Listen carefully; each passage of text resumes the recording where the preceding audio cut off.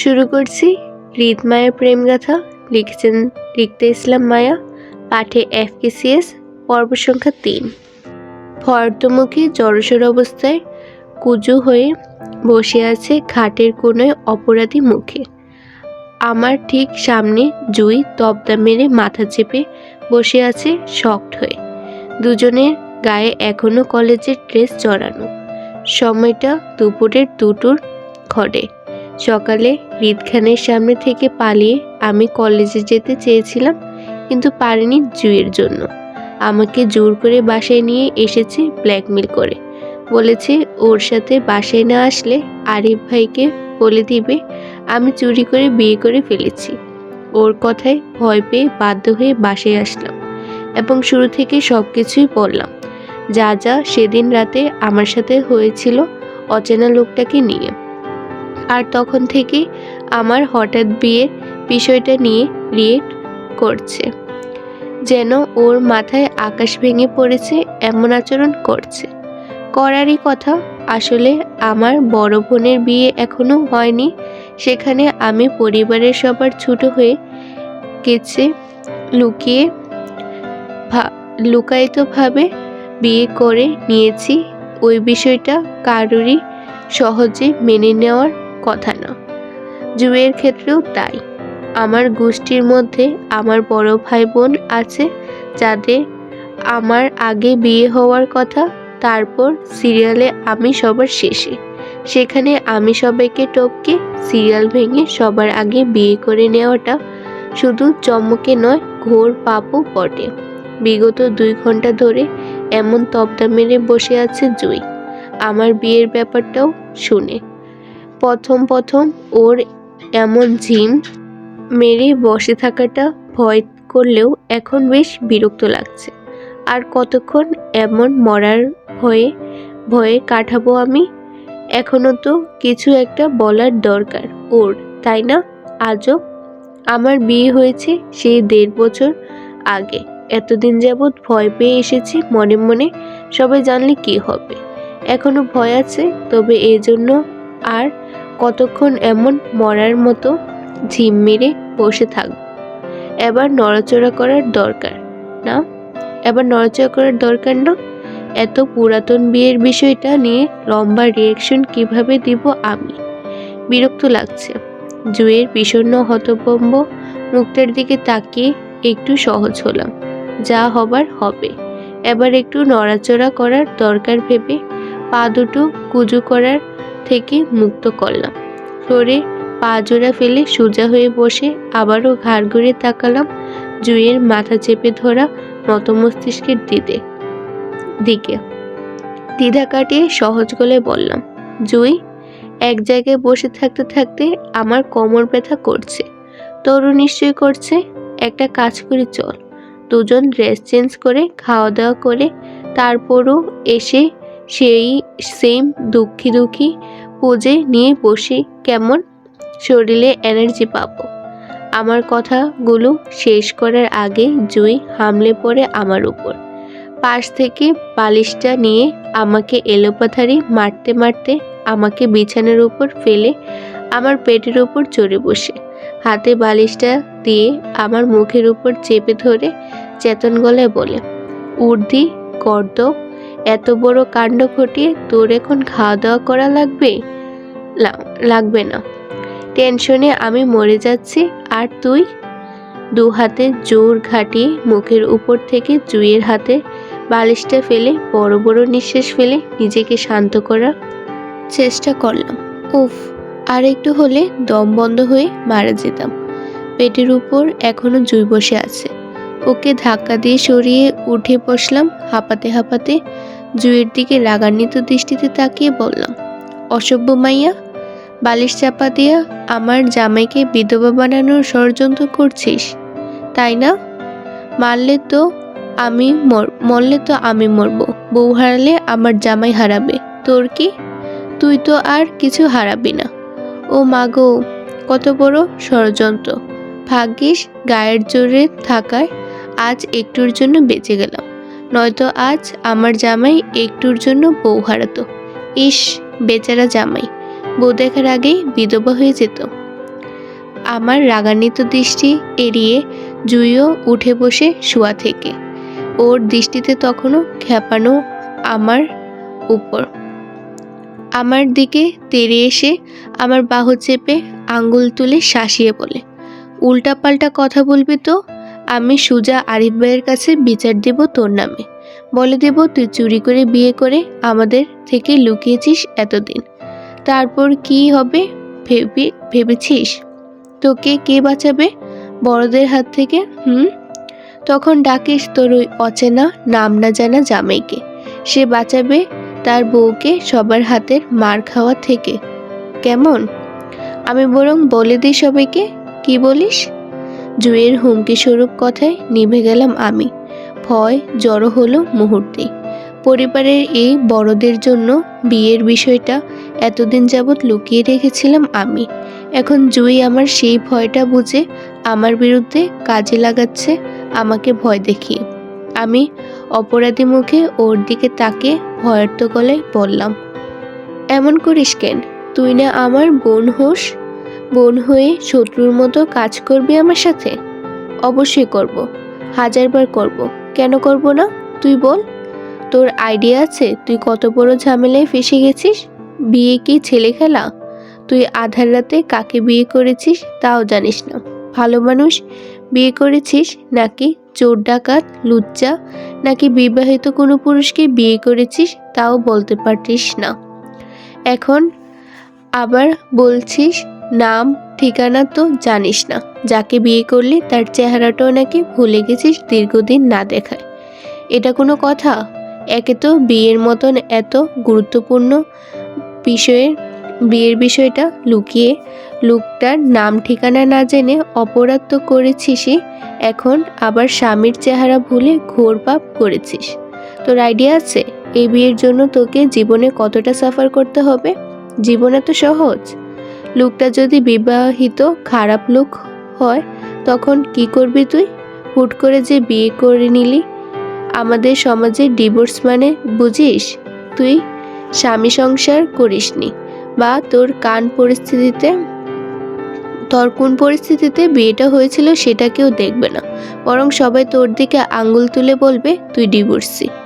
বিয়ের আগে একটা মেয়ে যদি 10টা ছেলের সাথে হারাম প্রেম করে হারামভাবে শরীর বেঁচে দেয়, তাকে আমাদের সমাজে কলঙ্কি বলে না, বরং বয়সের দোষ বলে চালিয়ে দেয়। অথচ একটা ভালো মেয়ে যদি আল্লাহর পবিত্র কালিমা পড়ে একজন পুরুষের সঙ্গে 2 দিন সংসার করে এবং সংসার ভেঙে যায়, তাহলে সবাই মেয়েটাকে অপরাধী বলে তার দিকে আঙ্গুল তুলে কলঙ্কিনী বলে দাবি করে।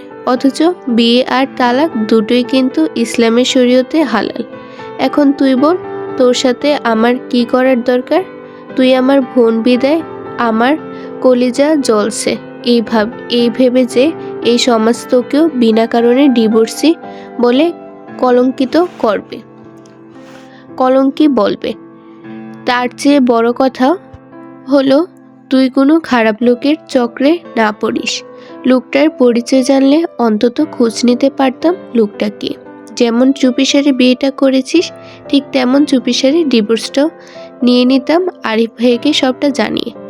ইসলামের ছেলেদের একসঙ্গে 4টা বিয়ের হুকুম দিলেও মেয়েদের কিন্তু একাধিক বিয়ের হুকুম দেয়নি যতক্ষণ না পর্যন্ত স্বামীর সাথে তার তালাক হচ্ছে বা বিধবা হচ্ছে মেয়েটি।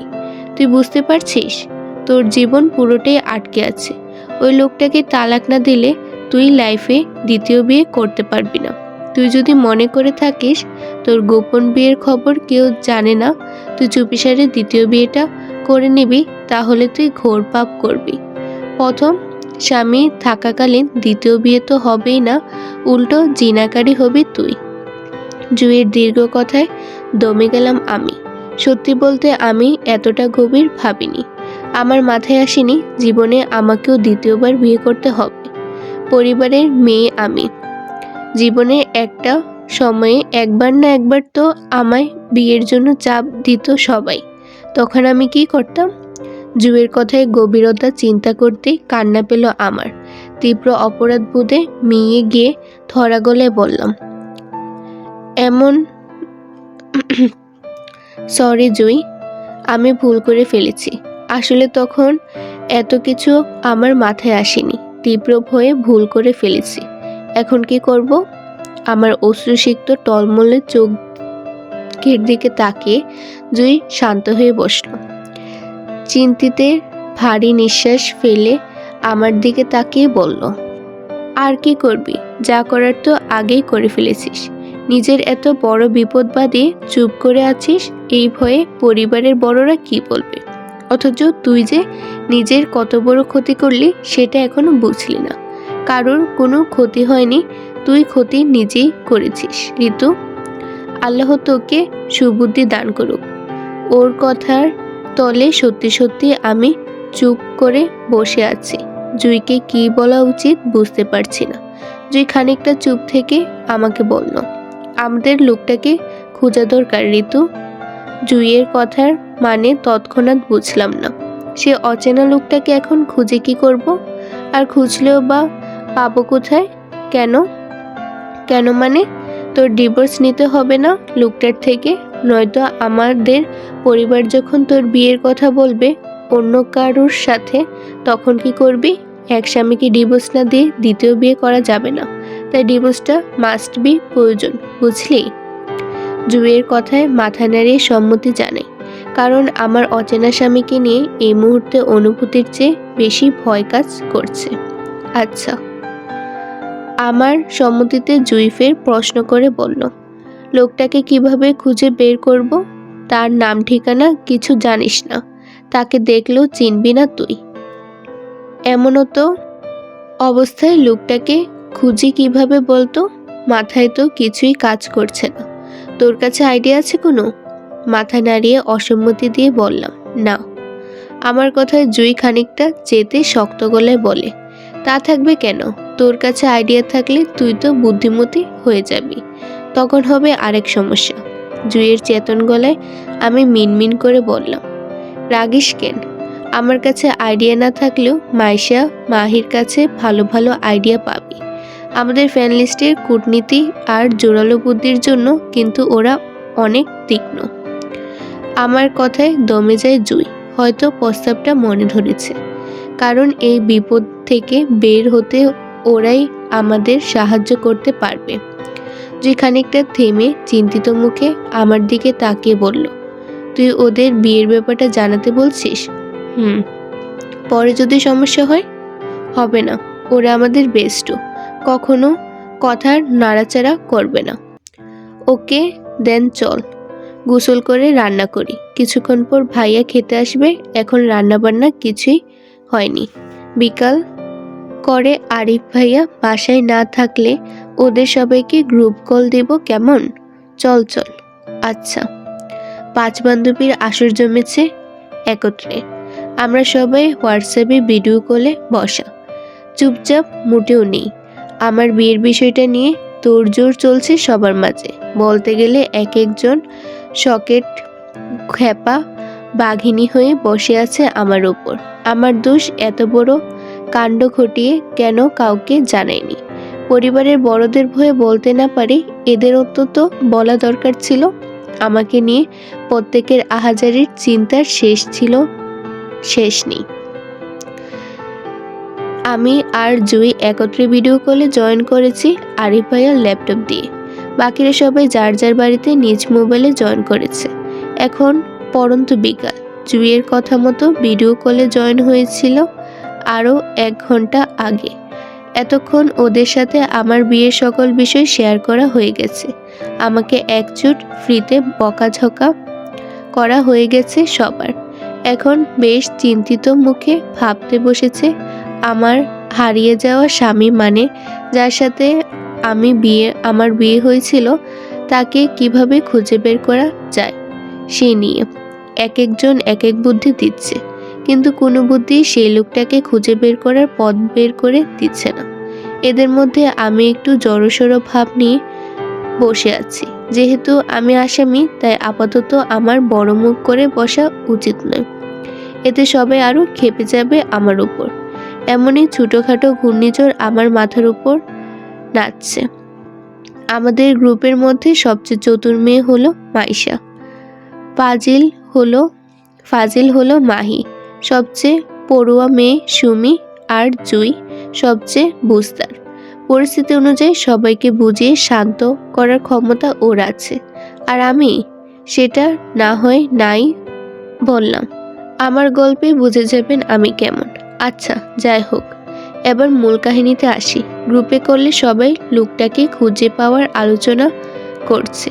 মাহি সামনে থেকে আমার শান্তশিষ্ট মুখটাকে লক্ষ্য করে জুইকে উদ্দেশ্য করে রাগান্বিত গলায় বলল, দোস্ত, ও এমনি তাকায় রইছে কেন? আমারে কি ওর জামাই মনে করছে? ওর এমন ইনোসেন্ট ফেস দেখে আমি গলে যাব? অসভ্য মাইয়া, বিয়েটা করছে তো করছে, জামাইয়ের নামটাও জানতে পারলো না। মন তো চাচ্ছে ইচ্ছা মতন কতক্ষণ ধুলাই করি।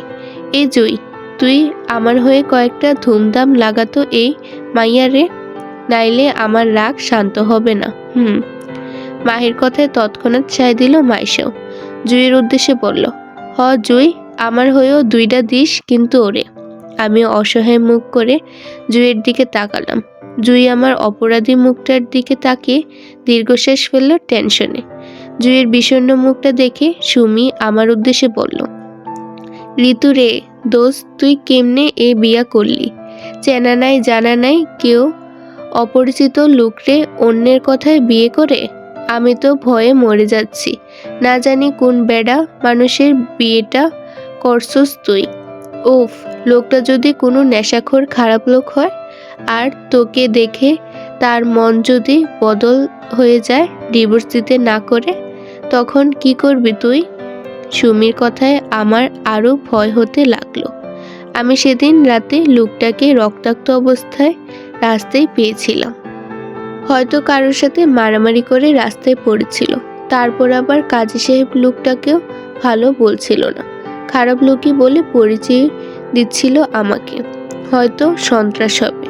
সুমির কথার উত্তর আমি করতে পারলাম না টেনশনে। মনের মধ্যে তীব্র ভয় সৃষ্টি হলো অচেনা লোকটাকে নিয়ে। তখনই সুমি কথার উত্তর দিয়ে জুই শক্ত গলে বলল, ডিভোর্স দিবে না মানে? অবশ্যই ডিভোর্স দিবে। আমাদের বোন আমরা এমনই ছেড়ে দিব মনে করছিস? ও ছোট, এর মানে এই না লোকটার সাথে ওর সংসার করতে হবে। আমরা আগে লোকটাকে খুঁজে বের করব, তারপরও আসিফ ভাইকে সবটা জানিয়ে চুপিসারে ওর ডিভোর্স নিয়ে নিব। ব্যাস, আমাদের পরিবারকে এসব জানাবো না। মাহি বলল, সে না হয় বুঝলাম, কিন্তু লোকটাকে কিভাবে খুঁজবো সেটাই তো বুঝতে পারছি না। আচ্ছা মায়া, তুই লোকটার মুখে কারোর নাম বা কোনো জায়গার নাম শুনেছিস এমন কিছু? না। আমাদের কথায় ফোড়ন কেটে মাইশা বলল, জায়গার নাম মনে আছে যেখানে তুই লোকটাকে খুঁজে পেয়েছিলি? আমি মাথা নাড়িয়ে না বলতেই আরো হতাশ দেখা গেল সবার চেহারা।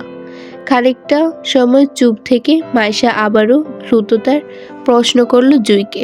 বলল, আচ্ছা জুই, মায়ার না হয় মনে নেই ও কোথায় ছেলেটার সঙ্গে দেখা হয়েছিল, কিন্তু তোর তো মনে আছে তোরা সেদিন রাতে কোন জায়গায় কোন হোটেলে উঠেছিলি? জুই সুন্দরভাবে মাথা নাড়িয়ে সম্মতি দিয়ে বলল, হ্যাঁ মনে আছে, নরসিংদীর একটা হোটেলে উঠেছিলাম। কিন্তু কেন? জুইয়ের কথায় যেন আশার আলো ফুটল মাইশার মুখে। তৎক্ষণাৎ উৎসাহের সহিত বলল, পারফেক্ট। এখন নিশ্চয়ই এটাও মনে আছে তোরা মায়াকে সেদিন রাতে কোথায় খুঁজে পেয়েছিলি? না, আমার এটা মনে নেই। অনেক আগের কথা, জায়গার নামটা ভুলে গেছি। তাছাড়া সেদিন রাতে আরিফ ভাইয়া আমাকে হোটেলে রেখে মায়াকে আনতে গিয়েছিল। এখন মায়া বলতে পারবে জায়গাটার নাম কি ছিল। সবাই আশা নিয়ে আমার দিকে তাকাতেই আমি সাথে সাথে বলি, আমি জানি না সেই জায়গার নাম, সবকিছু অপরিচিত ছিল আমার কাছে। তাই আরিফ ভাইয়া আমার লোকেশন ট্র্যাক করে নিয়ে গেছিল সেদিন রাতে। আমার কথায় চেতে ওঠে মাইশা। কেউ আমাকে এ বলদ মাইয়ার সাথে আসলে কি করা উচিত? আমার তো হেব্বি রাগ করতেছে। ওফ! পুনরায় সবার মুখে হতাশা ছেয়ে গেল। এত বড় নরসিংদী জেলায় কোথায় গিয়ে খুঁজবে সেই এলাকা যে এলাকায় আমি হারিয়ে গিয়েছিলাম? প্রত্যেকের হতাশার মধ্যে হঠাৎ আমি উৎসাহের সহিত বলে উঠি, আমি জানি না, তবে আরিফ ভাইয়া বলতে পারবে সেই জায়গাটার নামটা কি। ভাইয়া সবকিছু চিনে। আমার কথায় মাইশা তৎক্ষণাৎ বলে, আরে বাহ, মায়া রানীর মাথায় দেখি গিলুও আছে। এই জুই দ্রুত আরিফ ভাইয়াকে ফোন করে জায়গাটার নাম জিজ্ঞেস করতো। জুই কিছু বলার আগে মাহি বলল, তুই ওই জায়গার নাম দিয়া কি করবি, কাজটা কি? পরে বলছি, আগে জুই আরিফ ভাইয়ার থেকে জায়গার নামটা জান, কল দে ভাইকে। জুই বলল, আরিফ ভাইয়াকে ফোন করে বলবো কি বলে জায়গার নামটা জিজ্ঞেস করব? ভাই যদি জিজ্ঞাসা করে কেন জানতে চাইছি, তখন কি বলবো? পাশ থেকে মাহি কূটনীতি বুদ্ধি খাটিয়ে বলল, তোর কিছু বলতে হবে না, যা বলার মায়েই বলবে। ওই আরিফ ভাইকে ফোন করে জিজ্ঞেস করবে ওকে সেদিন রাতে নরসিংদী জেলার কোথায় খুঁজে পেয়েছিল সেই নামটা বলতে। ভাই যদি কিছু জিজ্ঞেস করে তাহলে বলবে ইংলিশে অ্যাসাইনমেন্ট দিয়েছে কলেজ থেকে। মেমোরেবল ডে, উপরে মায়ের জীবনে স্মরণীয় দিন হিসেবে সেই দিনটার কথা লিখতে চাচ্ছে, এজন্য নামটা ওর চাই, ব্যাস। মাহির কথা অনুযায়ী সবাই সায় দিল। আমিও সবাইকে ভিডিও কলে রেখে আরিফ ভাইকে কল দিলাম। ভাই কোচিং ক্লাসে ব্যস্ত ছিল, কিন্তু আমার জায়গায় নাম জিজ্ঞেস করাতে প্রশ্ন করেছিল কেন। আমি মাহির শিখানো কথাগুলি বললাম, সফলও হলাম। ভাইয়া জায়গার নামটা বলতেই আমি কল কেটে দিলাম এবং ওদেরকে জানাই নরসিংদী জেলার বাগিচা নামক এলাকায় আমাকে খুঁজে পেয়েছিল ভাই। আমার কথায় মাইশা সন্তুষ্টি নিয়ে বলে, পারফেক্ট, আমার অর্ধেক খোঁজ এখানেই শেষ হয়ে গেছে জুই। মায়াকে যদি আরিফ ভাই নরসিংদী জেলার বাগিচা এলাকায় খুঁজে পায়, তার মানে মায়া সে রাতে সে এলাকায় ছিল ওই লোকের সাথে। ওর বিয়েটা সে এলাকায় কাজী সাহেব দিয়েছিল। এখন আমাদের যে কাজটা করতে হবে সেটা হলো নরসিংদী জেলার বাগিচা এলাকায় যেতে হবে এবং সেই এলাকায় যতগুলো কাজী আছে সবগুলোর বাড়িতে খুঁজে বের করতে হবে এবং সেই কাজের পরিবারকে চিহ্নিত করতে হবে যারা মায়ের বিয়ে দিয়েছিল ওই লোকটার সাথে। কাজের কাছ থেকে আমরা মায়ের কাবিননামার একটা ফটোকপি নিব, কারণ সেই কাবিননামায় নিশ্চয় মায়ের স্বামী অর্থাৎ ওই অচেনা লোকটার নাম ঠিকানা দেওয়া আছে। সেই ঠিকানা অনুযায়ী না হয় আমরা লোকটাকে খুঁজে বের করার চেষ্টা করব। কি বলিস তোরা? মায়েশার চতুর্বুদ্ধিতে সবাই উৎসাহের সহিত সহমত পোষণ করল। সেই সাথে আশা ফিরে পেল যেন সবার মধ্যে।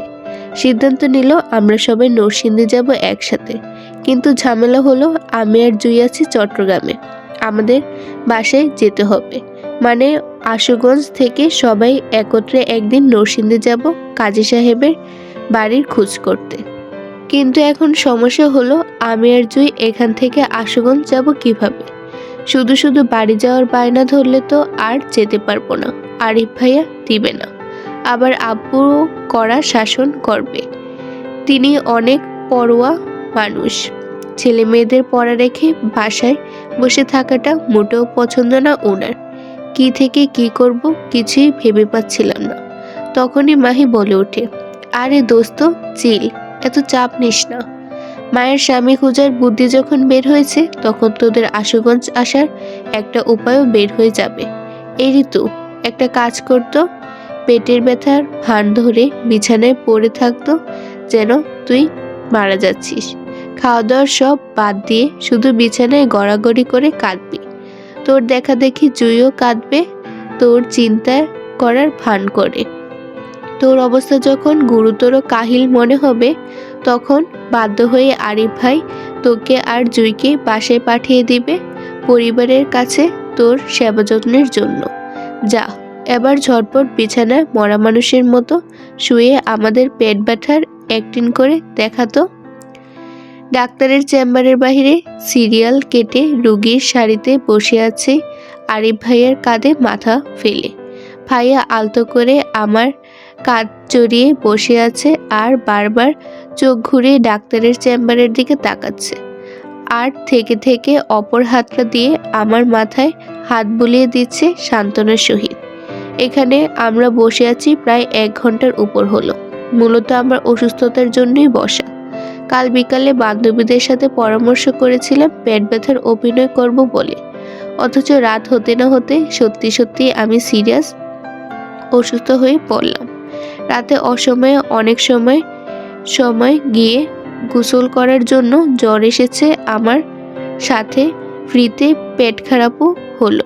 পেট খারাপের প্রধান কারণ হলো হাবিজাবি খেয়েছিলাম রাতে, এজন্য সকাল থেকে জ্বর আর পেটের সমস্যার কাহিল আমি। এর মধ্যে বেশ কয়েকবার বমিও করে ফেলেছি। আমার অসুস্থ নাজেহাল অবস্থা দেখে আরিফ ভাইয়া দুপুরের দিকে বাসায় ফিরে দ্বিতীয়বার আর কোচিংয়ে যাননি, বরং ডাক্তার দেখাতে হসপিটালে নিয়ে এসেছে আমাকে। কিন্তু এখানে এসেও আরেক সমস্যা, ডাক্তার চেম্বারে নেই। ডাক্তারের রুগী দেখার সময় 3টা থেকে, অথচ এখন 4:10 বাজে। আমার মতো অনেক রুগী ডাক্তারের অপেক্ষায় বসে আছে অসুস্থ শরীর নিয়ে। আরিফ ভাইয়া এবার বেশ চটে যাচ্ছেন আমার বেগতিক খারাপ অবস্থা দেখে। জ্বরে আমি বারবার মাথা ফেলে দিচ্ছি ভাইয়ের কাঁধে। ভাইও বারবার আমার মাথাটা উঠিয়ে নিজের কাঁধে চেপে রাখছে। অসুস্থতার কারণে চোখ দুটো খুলে রাখা সম্ভব হচ্ছিল না আমার, তবে কান সজাগ ছিল। আমার বেহাল দশার মধ্যেই আরিফ ভাইয়া কাউকে সালাম দিয়ে উঠল। আসসালামু আলাইকুম ভাই। ওয়ালাইকুম সালাম। আরে আরিফ, তুমি এখানে? অল্প পরিচিত কণ্ঠ কথা শুনে বদ্ধ চোখের পাতা টেনে খুলে তাকাতে চাইলাম। নিভে যাওয়া চোখে অল্প তাকাতেই চোখে পড়ল অল্প স্বল্প পরিচিত লম্বাটে এক মুখ। এই মানুষটাকে আমি আগেও বেশ কয়েকবার দেখেছি, কিন্তু কোথায় দেখেছি সেটা মনে করার চেষ্টা চালাতেই আরিফ ভাই লোকটার কথায় উত্তর করে বলে, আসলে ভাই, আমার ছোট বোনটা হঠাৎ করে অসুস্থ হয়ে পড়েছে, তাই ডাক্তারের কাছে নিয়ে এসেছিলাম। কিন্তু আপনি এখানে? হ্যাঁ, আমি এখানে একটা কাজে এসেছিলাম রিদ ভাইয়ের সাথে। ওর কি হয়েছে? রিদ নামটা মস্তিষ্কে যেতেই স্বল্প পরিচিত লোকটাকে চিনে ফেললাম। আরে, এ তো আসিফ, রিদ খানের বডিগার্ড। তার মানে রিদ খান আমার আশেপাশেই কোথাও আছে। বিষয়টা মাথায় আসতে চমকে উঠলাম আমি, কারণ কাল সকালে আমাকে হুমকি দিয়েছিল লোকটা তার সামনে যাতে না পড়ি। অথচ 24 ঘন্টা যেতে না যেতেই ঘুরে ফিরে আবারও লোকটার সম্মুখে আমি। সুস্থ থাকলে এখান থেকে পালিয়ে বাঁচতাম আমি, কিন্তু অসুস্থ বলে দাঁড়াতেও পারছি না। আমার মনস্তান্ত্রিক চিন্তার মধ্যেই আরিফ ভাইয়া আসিফ লোকটার কথায় উত্তরে বলল, আসলে ওর রাত থেকে জ্বর আর পেট খারাপ। সকাল থেকে অবস্থা একটু বেশি সিরিয়াস হওয়ায় এখানে নিয়ে এসেছি, কিন্তু এখানে এসে আরেক ঝামেলা, ডাক্তার নেই, এখনো আসেনি। ফোনটাও ধীরে ধীরে আরো অসুস্থ হয়ে পড়ছে। আরিফ ভাইয়া বাকি কথাগুলো শেষ করার আগেই আমি গা গুলিয়ে বমি করতে চাইলাম, কিন্তু খালি পেট হওয়ায় তিতো পানি ছাড়া পেট থেকে কিছুই বের হলো না। ওয়াক করতে করতে আমার অবস্থা কাহিল। দুর্বলতায় শরীর ছেড়ে দিতেই আরিফ ভাই আমার বাহু জড়িয়ে ধরে শক্ত করে বিচলিত কণ্ঠে আমাকে ডেকে হুঁশে ফেরার চেষ্টা করে বলল, ঋতু, এই ঋতু, কষ্ট হচ্ছে তোর? নার্স, এই নার্স। আরিফ ভাইয়া নার্স বলে চিল্লিয়ে আমাকে তৎক্ষণাৎ কুলে তুলে নিতে আমার চোখ বুজে আসছিল দুর্বলতায়। চোখ বন্ধ করার আগে চোখে পড়ল আরিফের ঠিক পেছনে স্ট্রংলি দাঁড়িয়ে থাকা রিদ খানকে। উনি কেমন চোখ দুটো ছোট করে হালকা কপাল কুঁচকে তাকিয়ে আছে আমার দিকে। হয়তো আমার অসুস্থতা তার চোখে পড়ছে, কিন্তু এতটা বুঝে উঠতে পারছে না আমাকে কাল সুস্থ দেখতে দেখতে হঠাৎ করে আজ কিভাবে অসুস্থ হয়ে পড়লাম সেটা। আমি আর পারছি না জুই, আমাকে রেস্ট নিতে দে, নয়তো মাথা ঘুরিয়ে পড়ে যাব রাস্তায়। কথাটা বলেই কারোর অপেক্ষা না করে ধূপ করে বসে পড়লাম রাস্তায় ঘাসের উপর। বড্ড ক্লান্তিতে শরীর নেতিয়ে যাচ্ছে আমার। এতক্ষণ যাবৎ মাথার উপর প্রখর সূর্যের তাপ নিয়ে হাঁটছিলাম নিরুদ্দেশ গন্তব্যের উদ্দেশ্যে। এই মুহূর্তে আমরা নরসিংদী জেলার বাগিচা এলাকায় অবস্থান করছি। এখানে কেন এসেছি এটা অবশ্য সবার জানা। তাই নতুন করে আর নাই বা বললাম কিছু। তবে এই মুহূর্তে আমার সঙ্গে রয়েছে আমার 4 বান্ধবী, জুইকে সহ মাহি, মাইশা, সুমি আর আমি। সবার চোখে মুখে ক্লান্তির চেয়ে হতাশা বেশি, সেই সাথে কাঠফাটা রোদে অতিষ্ঠ বিরক্তি। আমাকে পা ছড়িয়ে রাস্তায় ঘাসের উপর বসিয়ে যেতে দেখে সামনে থেকে দ্রুত এগিয়ে আসলো জুই। সুমিকে সাইড কেটে আমার সামনে বসে খানিকটা উদ্বিগ্নতায় বলল, তোর বেশি খারাপ লাগছে রিক্তা? মাথা ঘুরছে তোর? পানি খাবি? ক্লান্তিতে মাথা নাড়িয়ে সম্মতি দিলাম, যার অর্থ হ্যাঁ, বেশি খারাপ লাগছে। লাগবে নাই বা কেন? অসুস্থ শরীর নিয়ে নরসিংদী এসেছি অজানা জামাইয়ের চেনা ঠিকানা খুঁজতে। বিষয়টা আজব না? সত্যি আজব, কিন্তু আমার ক্ষেত্রে যেন এসব আজব কারবার একটু বেশি হয়ে থাকে। চট্টগ্রাম থেকে বাসায় এসেছি আজ 8 দিন, নিয়ে গিয়ে 9 দিন হলো। 104 ডিগ্রি জ্বর নিয়ে বাসায় এসেছিলাম সেদিন। আরিফ ভাইয়া আমাকে আর জুইকে নিয়ে এসেছিল চট্টগ্রাম থেকে, একদিন হাসপাতালে রেখে। তারপর থেকে আমি আশুগঞ্জ নিজের বাসায় আছি। আজ বিগত 8 দিন লাগলো আমার সুস্থ হতে। এখনো পুরোপুরি সুস্থ হইনি আমি। তারপরও বান্ধবীদের হাত ধরে চলে আসলাম নরসিংদী জেলার আমার অচেনা জামাইকে খুঁজতে। কোথায় তার খোঁজ পাবো জানি না, তবে হাল ছাড়িনি, এখনো খুঁজে চলছি। কারণ তার সাথে আমার এখানেই দেখা হয়েছিল, তাই আমার বিশ্বাস তার ঠিকানা এখানেই পাওয়া যাবে। তাছাড়া এখানে এসে স্থানীয় লোকদের জিজ্ঞেস করতে করতে একটা কাজী অফিসে গিয়ে পৌঁছালাম। সেখানে আমাকে বিয়ে পড়ানোর ওই বৃদ্ধা লোকটি ছিল না। ওনাদের সাথে কথা বলে বুঝতে পারলাম তারা আমাকে 1.5 বছর আগে সেদিন রাতে ওই অপরিচিত লোকটার সাথে বিয়ে দেননি। নিরাশ হয়েছিলাম আমরা সবাই। তবে লোকটা আমাদের আরও একটা কাজী অফিসের ঠিকানা দিয়েছে আর বলেছে সেখানে খোঁজ করতে। এখন সেই ঠিকানা অনুযায়ী হাঁটছিলাম আমরা। কিন্তু পথের মধ্যে ক্লান্তিতে বসে পড়লাম রাস্তায়। বড় বড় শ্বাস নিতে নিতে, মুখের নেকআপ মাথার উপর তুলতে তুলতে দুর্বল গলায় বললাম, দে পানি দে, খাবো। আমার অসুস্থতা দেখে মাইশা, মাহি, সুমি 3 জনই আমাকে গোল করে দাঁড়ালো চারপাশে। গায়ে সবার বোরখা পরিহিত। মাইশা, সুমি নিজেদের বোরখা পরলেও আমি, জুই, মাহি পরেছি যার যার মার বোরখা। বয়স্ক মায়ের বোরখা ছোট মেয়েরা পরলে কেমন হবে বুঝতেই পারছেন। আমাকে আর বলে বোঝাতে হবে না, অর্ধপাগল বুড়ির মতন লাগছিল এক একজনকে। তারপরও নিজেদের সেফটির জন্য এই বোরখা পরে বাসা থেকে বের হয়েছিলাম সকাল 7টার বাসে। আমাদের সবার পরিবার জানে আমরা সবাই সুমিদের বাসায় যাচ্ছি, আর সুমির বাসায় জানে ও আমার বাসায় এসেছে আমাকে দেখতে। আমি অসুস্থ এর জন্য। মূল কথা হলো আমরা সবাই যার যার বাসায় মিথ্যা বলে বের হয়েছি নরসিংদীর উদ্দেশ্যে। সকাল 7টায় বের হয়েছিলাম আর 11টার মধ্যে নরসিংদীর বাগিচা এলাকার বাজারে পৌঁছে গেলাম। এখান থেকে কাজের সন্ধান করে একটা কাজী অফিসে পৌঁছেছিলাম। সেখান থেকে নিরাশ হয়ে অন্য কাজের ঠিকানায় যেতে গিয়ে পথের মধ্যে আটকে বসলাম। কারণ সত্যিই আমার অসুস্থ লাগছে, তাই মনে হচ্ছে গায়ের জ্বর আবারও উঠবে। কিন্তু এই মুহূর্তে আমি গায়ের জ্বর থেকে মনের অসুস্থতা একটু বেশি অনুভব করছি। আর তার কারণ হলো আমার ওই অচেনা স্বামীকে নিয়ে। লোকটাকে যত খুঁজতে যাচ্ছি ততই যেন তাকে হারিয়ে ফেলছি।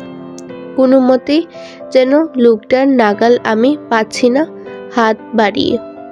এতে যেন আমার মনে অস্থিরতা কাজ করছে আরো বেশি লোকটার সন্ধান পাওয়ার জন্য। জানি না এই ঠিকানায় গিয়েও যদি লোকটার খোঁজ না পাই তাহলে কি হবে। আমার মনের অস্থিরতাটাও কাউকে বলতে পারছিলাম না, কারণ আমি যাদের বলবো ওরা সবাই আমার উপর খেপে যাবে স্বামী নামক লোকটার জন্য অস্থিরতার কথা শুনলে, কিন্তু আমি কি করব?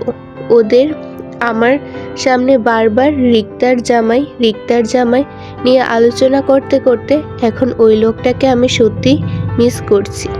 আমার মনে হচ্ছে আমি বড় ভুল করে ফেলেছি। আমার উচিত হয়নি সেদিন অচেতন স্বামীকে বিছানায় ফেলে পালিয়ে আসাটা। একটু অপেক্ষা করতাম লোকটা জাগ্রত হওয়ার জন্য, তাহলে হয়তো আজকে এই দিনটা দেখতে হতো না আমায়। আমার মন বিচলিতের দীর্ঘ নিঃশ্বাস ফেলতেই জুই 1/2 লিটার পানির বোতলটা আমার দিকে এগিয়ে দিল। আমি বোতলটা উপরে তুলে ঢকঢক করে অনেকটা পানি খেয়ে নিলাম। মাইশা নিজের হাতে দ্বিতীয় কাজের অফিসের ঠিকানা চোখ বুলিয়ে আশেপাশে তাকিয়ে বিরক্তি নিয়ে বলল, বাল, এই মধ্য দুপুরে কই যামু অচেনা এলাকায় শালার কাজের বাড়ি খুঁজতে? ধুর, সন্ধ্যার আগে আগে যদি বাসায় না পৌঁছাই তাহলে সবাই ধরা খেয়ে যাব। ধরা খাওয়া যাবে না। দুলাভাই খোঁজার মিশন এখনো অল্পও হয় নাই, তাই এত তাড়াতাড়ি গল্প শেষ হলে চলবে না। এই ঋতু, শরীরে একটু জোর লাগাতো বোন। এই তো একটু সামনে বাজার দেখা যাচ্ছে, ওখান থেকে কারোর কাছে এই অ্যাড্রেসটা জিজ্ঞাসা করে রিক্সা নিয়ে যাব সোজা তাকে বিয়ে দেওয়া সেই কাজী বাড়িতে। বেশি লেট হবে না, জাস্ট একটু কষ্ট করা লাগবে। যেতে পারবেই? মাইশার যুক্তিতে কেউ ভাতা দিল না, কারণ মাইশার কথাগুলো আসলে সত্যি। এখানে বসে থাকা মানে নিজেদের কাজে দেরি করা। আমি বলে অসুস্থ শরীর নিয়ে উঠে দাঁড়াতেই জুই আর মাহি দুজন আমাকে দুই দিক থেকে ধরল। তারপর যতটা পারি দ্রুত হেঁটে একটা অটোরিক্সা নিয়ে চললাম 5 জন কাজী অফিসের উদ্দেশ্যে। ভাগ্য ভালো থাকায় সেই অটোরিক্সাওয়ালাই মামা চিনত আমাদের দেওয়া কাজী অফিসের ঠিকানা। প্রায় 20 মিনিটের পথ পাড়ি দিয়ে পৌঁছালাম ছোটোখাটো একটা কাজী অফিসের সামনে। দেখতে মোটামুটি ভালোই। আমরা সবাই অটোরিক্সায় ভাড়া মিটিয়ে কাজী অফিসের সামনে দাঁড়াতেই অতি উৎসাহ সহিত মাহি পাশ থেকে আমার হাত চেপে বলল, ঋতু, দেখ তো, এটাই কি সেই কাজী অফিস যেখানে তোর বিয়ে হয়েছিল? আমি গোল গোল চোখে আশপাশটা ভালো করে দেখেও কিছু চিনতে পারলাম না। চিনব কিভাবে? 1.5 বছর আগের রাতে এসেছিলাম এখানে, তাই দিনের আলোয় সবকিছু বোঝা মুশকিল। তাই আমি ধীর গলায় বললাম, কিছু বুঝতে পারছি না তো, এই অফিসটাই কিনা? আমার কথায় জুই বলল, আচ্ছা চল ভিতরে গিয়ে দেখি কি অবস্থা। তৎক্ষণাৎ উত্তর করলো মাহি, চল চল। পরপর 5 বান্ধবী মিলে কাজী অফিসে ঢুকতে দেখলাম একটা হালকা পাতলা গঠনের লোক সাদা কাপলি পরে টেবিলের উপরে মোবাইল রেখে চেয়ারে বসে মনোযোগ সহকারে ওয়াজ শুনছে। একত্রে আমাদের 5 বান্ধবীকে ঢুকতে দেখে চমকে উঠে থতমত খেয়ে যান তিনি। ছোটখাটো রুমের কাজী অফিসটা পুরো খালি। বোঝাই যাচ্ছে আজ তাদের কোনো কাজ নেই। হয়তো আজ কোনো বিয়ের ফাংশন হাতে ছিল না, তাই অফিসে অবসর সময় পার করছে ফোন চালিয়ে তিনি। আমাদের 5 বান্ধবীকে দেখে অভিনবে দ্রুত ফোন বন্ধ করে পাশে রেখেই আমাদের দিকে তাকিয়ে সালাম দিয়ে প্রথমে জিজ্ঞেস করলেন, আসসালামু আলাইকুম। জি, আপনার কি বিয়ে করানোর কাজে এসেছেন নাকি তালাকের পরামর্শে?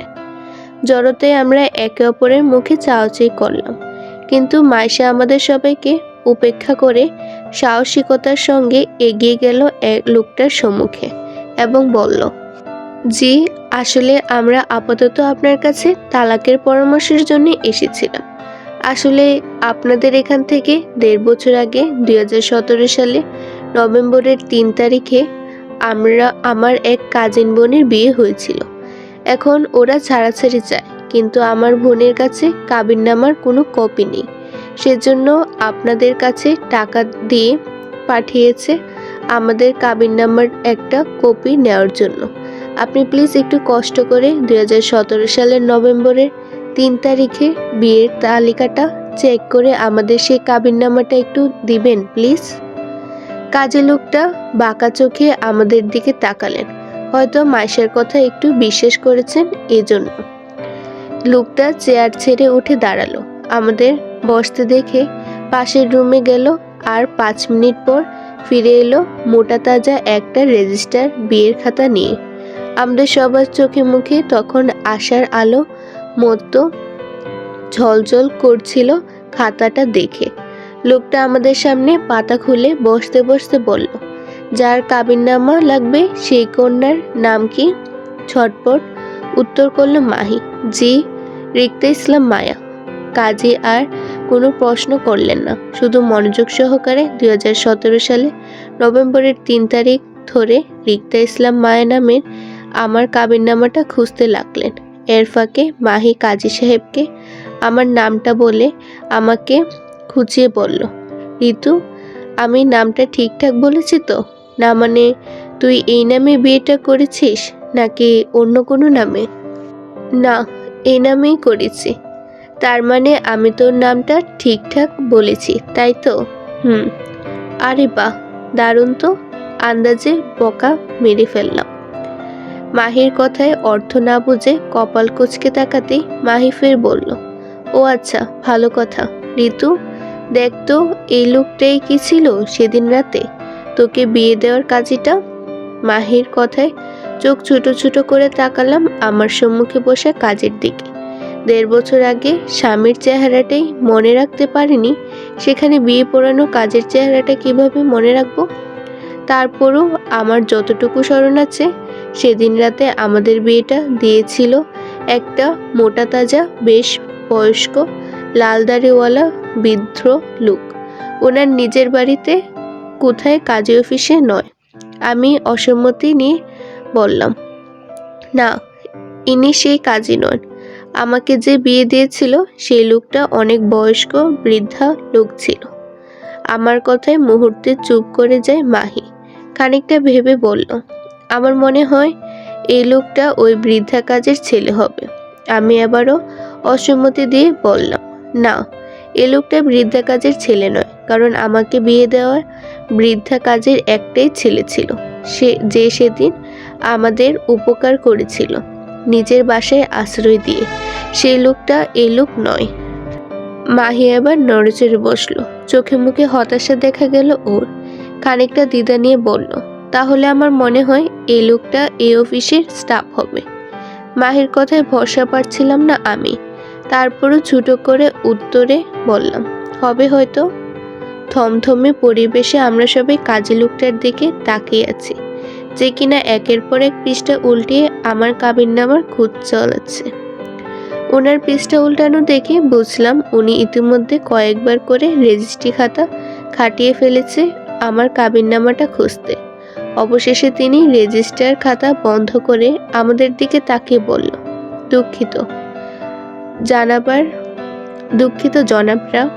জনাবারা, 2017 সালে নভেম্বরের 3 তারিখে কোনো কাবিননামা নেই এখানে, কারণ এই তারিখে আমাদের কাজী অফিসে খোলা হয়নি। আমি এখানে নতুন স্টাফ, তাই একটু খাতাটা চেক করে নিলাম। কারণ আমাদের এই কাজী অফিসটা প্রতিষ্ঠিত হয়েছে আজ থেকে বিগত 1 বছর 5 মাস আগে, মানে বরাবর 2018 মাসে খোলা, 2018 জানুয়ারি মাসে খোলা।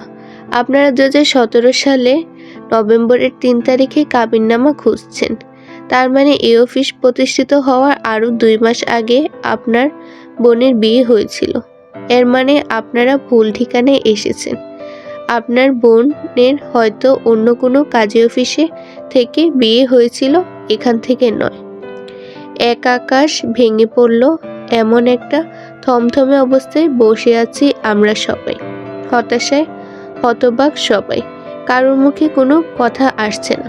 এই নিয়ে পরপর দুইটা কাজী অফিসে চক্র কেটে ফেললাম কাঙ্ক্ষিত কাজের আশায়, কিন্তু সেই কাজের বাড়ির সন্ধান পাওয়া গেল না এখনো। সবার থমথমে ভাবে রেশ কাটিয়ে জুই আগ্রহ গলায় বলল, আচ্ছা, এর আগে কি আপনারা নিজেদের বাসায় বিয়ে পড়াতেন? আপনাদের বাসায় কি কোনো রেজিস্টার খাতাপত্র আছে কিনা একটু দেখবেন প্লিজ। জুইয়ের অধৈর্য গলায় চোখ ঘুরালো কাজের দিকে। তিনি জুঁইয়ের ব্যাকুলতা বুঝে বলল, আমাদের এর আগে মসজিদ ব্যতীত অন্য কোথাও বিয়ে দেওয়া হয়নি জনাবা, আর এটাই আমাদের একমাত্র পুরাতন রেজিস্টার খাতা। এর বাহিরে আমাদের অন্য কোনো নোট খাতা নেই। ও, তাহলে মনে হয় আমরাই ভুল ঠিকানায় চলে এসেছি। এক গুমট হতাশা ছেয়ে গেল সবার মাঝে। আমাদের নিরাশা যেন চারপাশ থেকে ঘেরা। জুঁই চুপ হয়ে যেতে মাইশা বলল, আচ্ছা, এই কাজী অফিসের বাহিরে কি আর কোনো কাজী অফিস আছে আশেপাশে? আছে। এই এলাকায় পশ্চিম দিগন্তে সৈয়দ কাজী অফিস আছে। আপনারা সেখানে খোঁজ করে দেখতে পারেন। আমরা সেখান থেকে এসেছি মাত্র। ওরাই আমাদের এখানে অফিসের ঠিকানা দিয়েছে। ওদের কাছেও আমাদের কাঙ্ক্ষিত কাবিননামা পাইনি। তাহলে দুঃখিত জনাবা, আর কোনো কাজী অফিস নেই এই এলাকায়।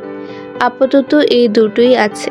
আপনারা হয়তো ভুল এলাকায় এসেছেন মনে হয়। একরাশ হতাশা নিয়ে উঠতে চাইল সবাই, কিন্তু আমি উঠলাম না। কারণ আমাকে যে ওই দিন রাতে বিয়ে দিয়েছিল ওই কাজীর নামটা না জানলেও ওনার ছেলে হাফিজ সাহেবের নামটা আমার ঠিকই মনে আছে আমার। উনি আমাদের সেদিন রাতে সাহায্য করেছিলেন। হয়তো এখন ওনার নামটা বললে বাকি পরিচয়টা পেয়ে যাব। তাই আমি প্রশ্ন করে বললাম, আচ্ছা, আপনি হাফিজ সাহেব নামে কাউকে চিনেন এই এলাকার? আমার কথায় সবাই উঠতে গিয়েও উঠল না, বরং কৌতূহলে চোখ ঘোরালো আমার দিকে। কাজী সাহেব আমার প্রশ্নে তিনি একটা প্রশ্ন করলো আমাকে। কোন হাফিজ সাহেবের কথা বলছেন আপনি? কোন পাড়ায় হাফিজ? কোন পাড়ায় উনি আপাতত সেটা বলতে পারবো না, তবে ওনার বাবা ও মানুষের বিয়ে পড়ান কাজীর টাইপের মানুষ ছিল ওনার বাবা। আমার কথায় উনি দ্রুত সম্মতি দিয়ে বলল, আচ্ছা আচ্ছা, আপনি কাজী মোল্লা হুজুরের কথা বলছেন। মসজিদের ইমামতি করতেন যে, ওনার কথা বলছেন না? সঠিক জানি না এই লোকটাই কিনা, তারপরও শেষ আশা মনে করে সম্মতি দিয়ে বললাম, জি উনি। ওনার বাসার অ্যাড্রেসটা দেওয়া যাবে? জি অবশ্যই, আমি এক্ষুনি অ্যাড্রেসটা লিখে দিচ্ছি। তবে এখান থেকে বেশ দূরে নয় হুজুরের বাড়ি। 5 মিনিটের পথ গেলেই সামনে পেয়ে যাবেন হুজুরের বাড়ি। জি আচ্ছা, ধন্যবাদ। লোকটা থেকে কাগজের টুকরাটা হাতে নিয়ে উঠে দাঁড়ালাম। আমার সাথে সাথে বাকিরাও উঠে দাঁড়ালো। সবার চোখে মুখে কৌতূহলের তীক্ষ্ণতা। হয়তো জানতে চাচ্ছে আমি কাজের নামটা এতক্ষণ যাবৎ ওদেরকে কেন বললাম না। আসলে আমার নামটা নিজেরও স্মরণে ছিল না, আন্দাজে ঢিল মারলাম আর কি। এবার আন্দাজ করাটা সত্যি কিনা সেটা লোকটার বাড়িতে গিয়ে বুঝতে পারবো। অনেক চেষ্টায় অবশেষে সফল হলাম আমরা। আমাকে বিয়ে দেওয়ার সেই কাজের বাড়িতে পৌঁছাতে সক্ষম হলাম। এই মুহূর্তে আমরা সবাই দাঁড়িয়ে আছি সেই হাফিজ সাহেবের বাড়িতে। এই বাড়ি থেকেই আমার বিয়ে হয়েছিল 1.5 বছর আগে সেই অপরিচিত লোকটার সাথে। অবশেষে স্বামী নামক লোকটার পরিচয় পেতে যাচ্ছি বলে বুকের ভেতর অজানা একটা অস্থিরতা কাজ করছে। বুকটা ধুকধুক করছে ক্ষণে ক্ষণে। আমরা হাফিজ সাহেবের বাড়ির উঠানে দাঁড়িয়ে আছি। আমাদের ঠিক সামনে দাঁড়িয়ে আছে সুমন নামক হাফিজ সাহেবের বড় ছেলে। এই ছেলেকে আমি আমার বিয়ের রাতে একটু করে দেখেছিলাম হাফিজ সাহেব আর দাদা কাজী মোল্লার পিছনে দাঁড়িয়ে থাকতে।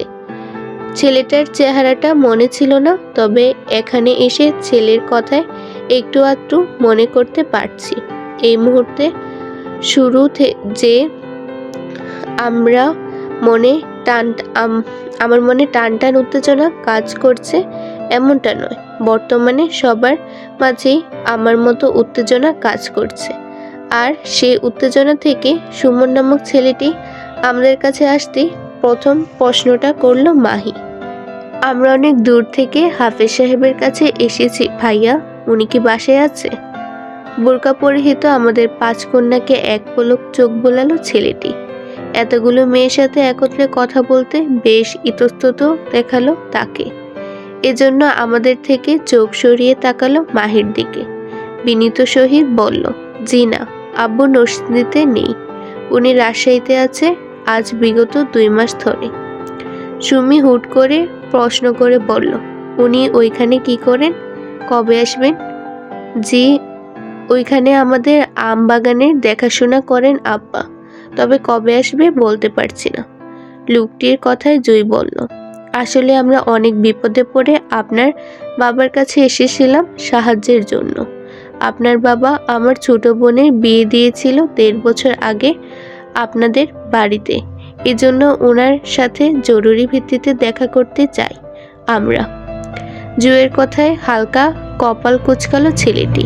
তীক্ষ্ণ দৃষ্টিতে আমাদের সবাইকে এক পলক দেখে বলল, বিয়ে পড়ানোর কাজ তো আমার আব্বা করতো না, দাদা করতো। আপনার বোনের বিয়ে যদি আমাদের বাড়িতে থেকে হয়ে থাকে তাহলে সেটা আমার দাদা ভাই দিয়েছিলেন, হয়তো আমার আব্বা না। ছেলেটির কথায় তৎক্ষণাৎ আমার স্বর্ণাবে আসলো সেই বৃদ্ধা কাজী সাহেবের কথা। হ্যাঁ, উনি আমাদের বিয়ে দিয়েছিলেন, ওনার ছেলে নয়। তাই আমি ঝটপট উত্তরে বললাম, হ্যাঁ, আপনার আব্বা নয়, আপনার দাদাই ছিলেন আমাদের বিয়ে দেওয়া কাজী সাহেব। উনি কোথায়? ওনাকে ডাকুন একটু প্লিজ। বিষণ্ণ ছেলেটি আমার দিকে চমকে তাকালো। আমার হুটহাট কথা যেন ছেলেটি চমকে গেল। আমার বান্ধবীরও চমকিয়েছে একটু। আমি এমনভাবে নিজের বিয়ের বিষয়টা ফাঁস করে দেব ওরা হয়তো ভাবেনি, কারণ এখানে আসার আগে আমাদের কথা ছিল কেউ যেন ভুলেও না বলে আমি সেই পাত্রী যার কাবিননামার তোড়জোড় করে খুঁজে চলছি আমরা। এই ওয়াদা কেউ ভঙ্গ করেনি, বরং আমি উত্তেজনে মুখ ফুসকে বলে ফেললাম। আমার হুটহাট এই মুখে স্লিপ করার বিষয়টার জন্য না জানি কোন দিন বড় ধরনের বিপদের সম্মুখীন হয় আমি, আল্লাহ জানে। আমার বান্ধবীদের কড়া দৃষ্টি এড়াতে আমি ছেলেটির দিকে তাকালাম। ছেলেটি বিষণ্ণ কাটিয়ে বলল, আমার দাদা বেঁচে নেই, উনি আগুনে পুড়ে মারা গেছে আজ বিগত 1 বছর 4 মাস হয়েছে। সেই থেকেই দাদার কাজী অফিসটা বন্ধ।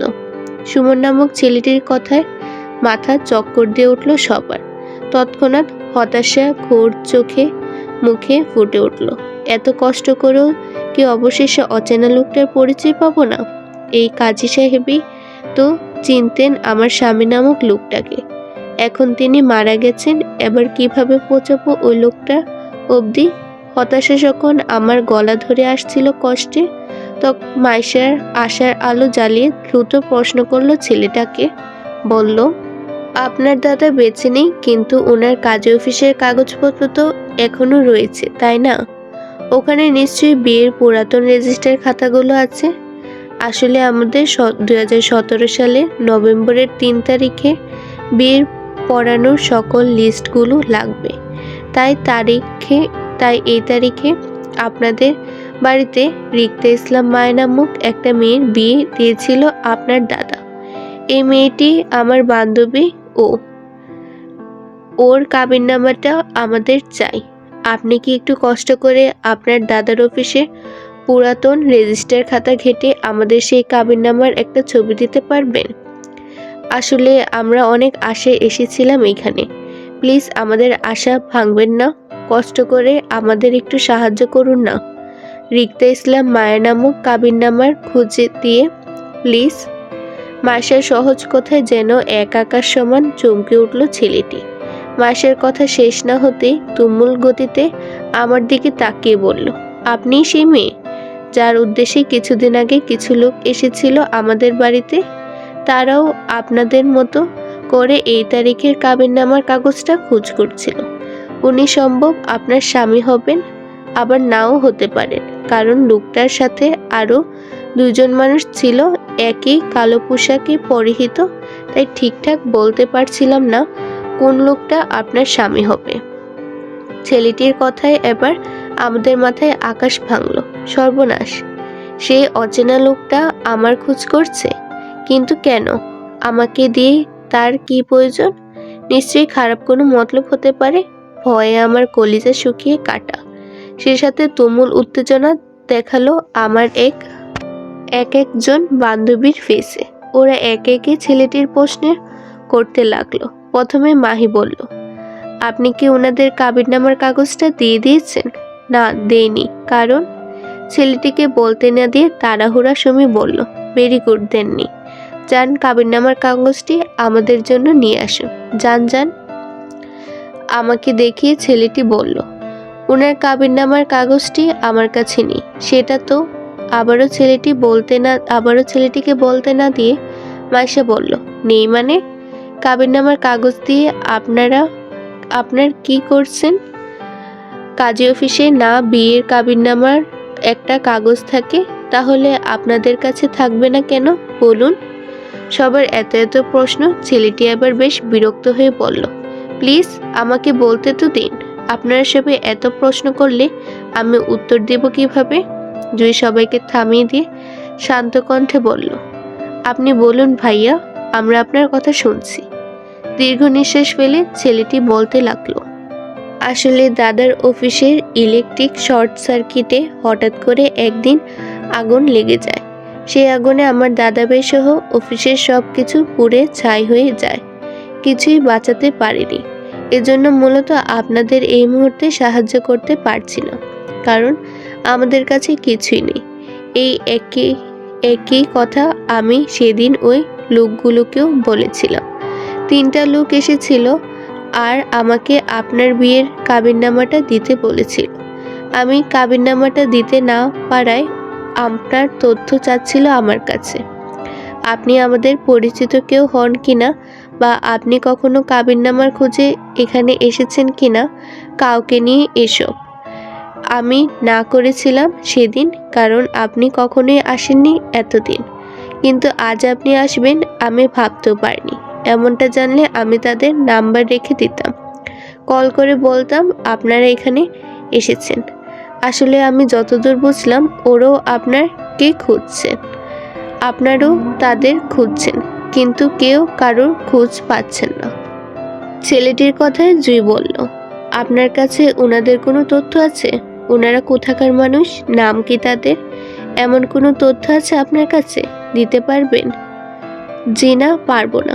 আসলে তখন বিষয়টা এত গুরুত্ব দেইনি। লোকগুলো আমাকে যা প্রশ্ন করেছিল আমি সেই প্রশ্নের ঠিক উত্তর করেছিলাম শুধু। তাছাড়া সবার মুখে মাস্ক পরা ছিল, তাই কাউকে চেনার উপায় ছিল না আমার। তবে ওনাদের কথাই বুঝলাম ওরা ঢাকার মানুষ হবে, হয়তো কারোর পাঠানো লোক হবেন। পোশাকে তেমনই মনে হয়েছিল আমার কাছে। হতাশার উপর হতাশ হচ্ছিলাম আমরা সবাই। সেই হতাশা নিয়ে জুই আবারও বলল, আচ্ছা, ওর যেদিন বিয়ে হয়েছিল সেদিন রাতে ওর স্বামীকে নিশ্চয়ই আপনি দেখেছেন, নামটাও শুনেছেন। আমাদের নামটা বলতে পারবেন একটু?